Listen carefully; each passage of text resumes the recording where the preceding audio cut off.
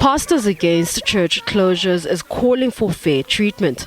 They say if casinos can operate at 50% of their floor space, so can they. Currently, churches are only allowed 50 people indoors and 100 people outside.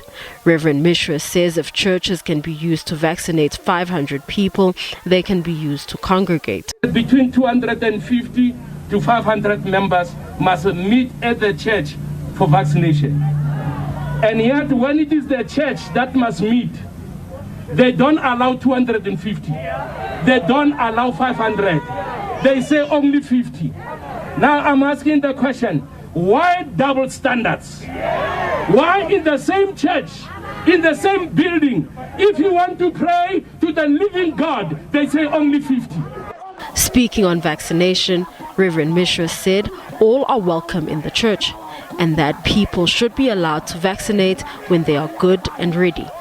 This is at a time when the government is ramping up its vaccination efforts to reach herd immunity. The Constitution of South Africa is about choice. Why people were in the armed struggle is also about choice. They wanted to choose where to move, choose where they stay, choose who they support, who they vote for. It was about choice. So that the battle to win, to fight against prohibition to choose, has been won, and we cannot be taken back. People must have the right to choose. Those who want to vaccinate is their choice, and those who don't want to vaccinate is still their choice, and their choices must be respected. The lobby group of churches says it is not true that places of worship are super spreaders of the COVID-19 virus. Pastors Against Church Closures also raised concern about law enforcement agencies using more force to police the church. They want the police to be removed from churches during services.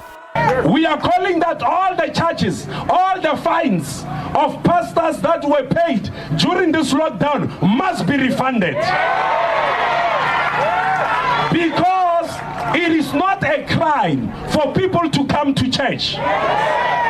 When people are in a church, they did not do any crime. And when pastor is preaching to people in a church, he's not doing any crime. Speaking on the recently announced crime stats, the group attributed the spike to church closures. It says the church gives comfort and aid to the desperate.